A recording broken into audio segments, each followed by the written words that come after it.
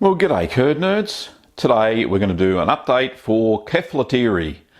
Kefalotyri was that Greek cheese that I'm going to be making saganaki with. So let's have a look at how mouldy it is. I haven't touched it for 2 weeks because I haven't been well. So we'll check it out, see how it is, and we'll go from there. Fingers crossed, it's all good. So from what I can tell, there's some condensation on the lid. That's not a good sign. Well, it's a sign that there's moisture in the box, which is a good thing. But anyway, as we'll see in a second, and you can see there's some moisture in the bottom of the ripening box. So we don't really want that. I'll have to clean that out in a second. Let's have a look at the cheese, though. You can see that it's got a coating of some kind of mould, whether that be white or blue. And it comes off easily enough, so that's good. I'll just take that off with my finger. The rine's still intact, but yeah, no problems with this cheese. There's a little bit of puffiness there. Looks like some moisture has fallen on top. Some condensation has fallen on top of the cheese. So let's have some water running here. Get all that off. I've also got mould around the edges, and this is fairly easy to do. Just take your finger and get it off. You can see that the mould isn't actually embedded in the cheese because this cheese was a thermophilic cultured cheese. The rind stays fairly intact for this sort of thing. I noticed on other cheeses it does the same thing. Got some surface cracks. Little crack here as well. Something going on.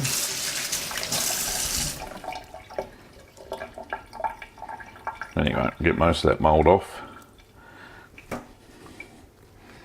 And we'll have a look at the bottom. Bit of mould on the bottom as well. But we'll be able to get all that off.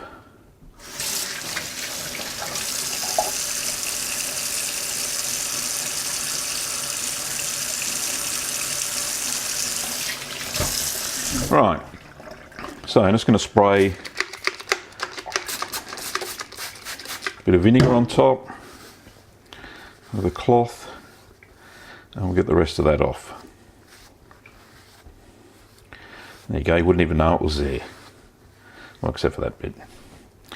Okay, we'll do the same for the outsides.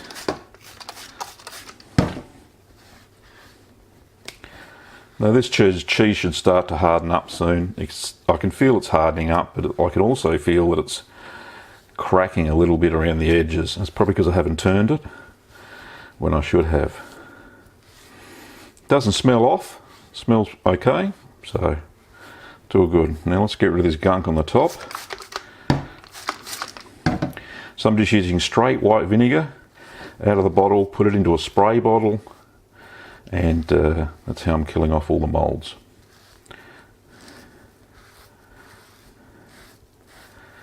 A little bit more. Now in the recipe it recommended that you spray with vinegar if mould does turn up on it. So I think I'm doing the right thing here. Still got some cracks here, you can see. That's not good. I don't know what I'm going to do to fix those up. I'll just leave them. Hopefully moulds won't penetrate into the cheese too much. So anyway, fingers crossed we should be able to save this one. It's my own fault, it's just general neglect due to ill health, but we'll see how we go from there.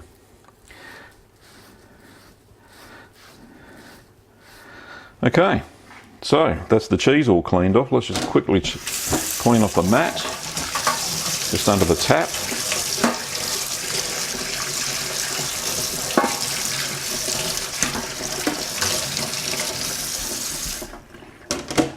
Give that a spray with vinegar, and I'll turn it upside down. So this is what was the bottom side. Quick wash of the hands before we do the rest. Clean out the box.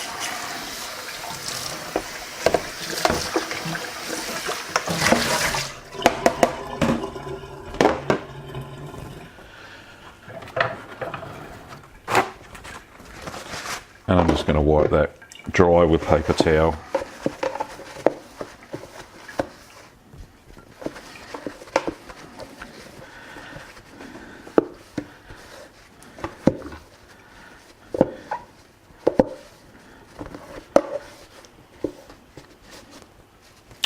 Okay, so I'm just going to pop that into the ripening box.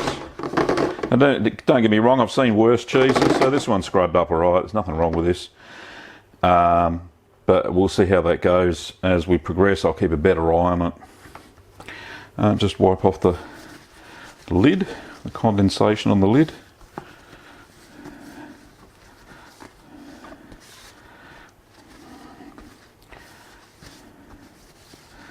Okay. And it's ready to pop back into the cheese cove. So it's all back in its ripening box now, and I'll keep an eye on it this time. I won't let it get run away with those moulds that you saw on there.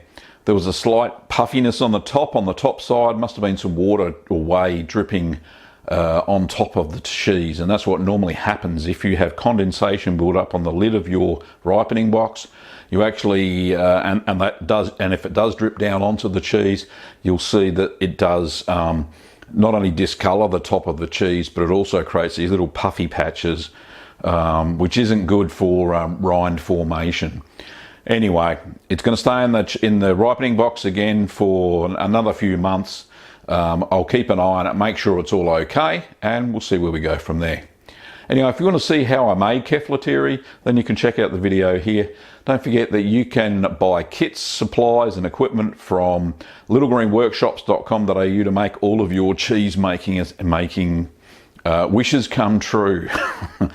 Don't forget you can also subscribe to the channel as well if you want to get notified of more cheesy content. Well, thanks for watching, Curd Nerds, and I'll see you next time.